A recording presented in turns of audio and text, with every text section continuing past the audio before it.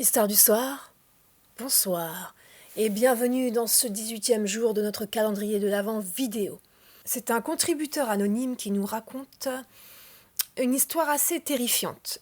Alors, prenez une petite tisane, petite camomille, histoire de vous détendre un petit peu les nerfs, allumez les lumières et allumez quelques bougies.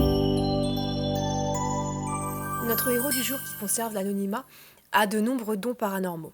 Rêves prémonitoires, clairaudience et possibilité de voyager grâce aux rêves dans les annales akashiques des gens qui lui donnent la permission. À chaque fois qu'il a entendu quelque chose qui ne venait pas de ce monde, c'était pour le prévenir d'un danger ou que des présences surnaturelles rôdaient non loin. Ce don, il en a parlé à un de ses amis lorsqu'ils étaient incarcérés. Quelque temps plus tard, ils se sont retrouvés dans le 19e, pendant une soirée, assis sur les marches d'un escalier, dans la rue, avec un autre de leurs potes qu'on appellera Marvin. Le compagnon de cellule s'appellera Paco. Marvin était allé vider le contenu de sa vessie, pleine d'alcool, et avait donc laissé en pleine discussion Paco et notre héros, Nathanaël. Entre deux échanges, ce dernier se mit à percevoir des voix. Il en informa Paco. « Tu te rappelles ce que je t'avais dit au star ?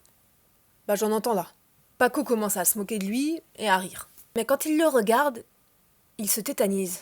Des larmes coulent uniquement de l'œil gauche de Nathanaël.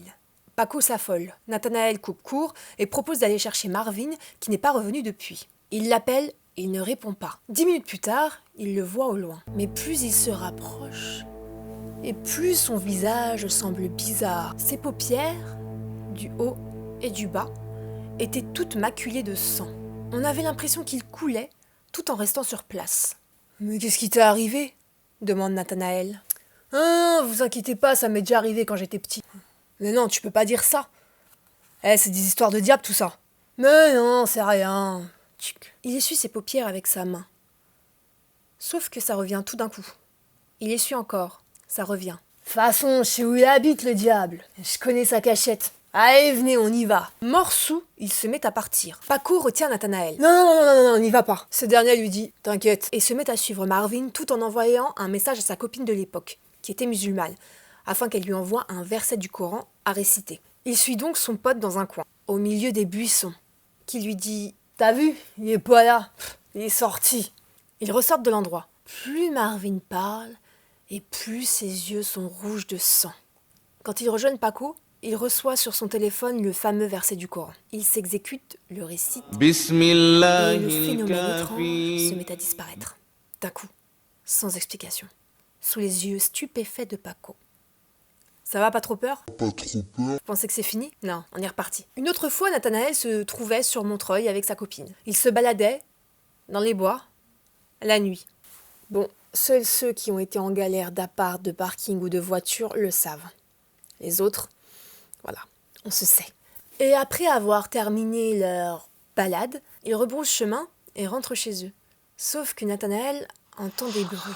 Il se met à ralentir, essayant de se concentrer.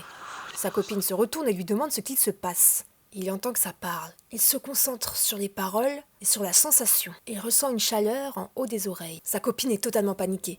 Mais à ce moment-là, elle est totalement invisible à ses yeux. Il prend son téléphone, allume le flash et le dirige vers le haut.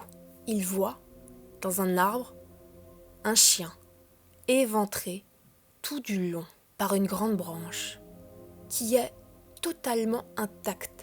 Pas une brindille ne dépasse. Elle est lisse, totalement lisse, alors que le chien gît là, avec ses viscères à l'air libre. Ils n'ont pas demandé leur reste, ils sont partis en courant. Le lendemain, Nathanaël revient sur les lieux, seul, car sa copine n'avait pas voulu revoir ça. Il fit plusieurs fois le tour du bois, en se demandant s'il n'avait pas eu une hallucination collective, car l'arbre avait disparu. Ne me remerciez pas, je sais que grâce à moi ce soir vous allez passer une bonne nuit et j'en suis fort aise. Allez, on se prend un petit chocolat pour se remettre de ses émotions. Regardez, en plus une petite étoile. Ça vous incitera peut-être à prier. On prie pas assez. Peu importe, que ce soit pour Dieu, pour la terre, on prie pas assez. Donc, ce soir, c'est l'occasion, on se met dans son lit et on fait une petite prière de gratitude. Sur ce, je vous dis à demain, en forme et à fond. Bonne nuit.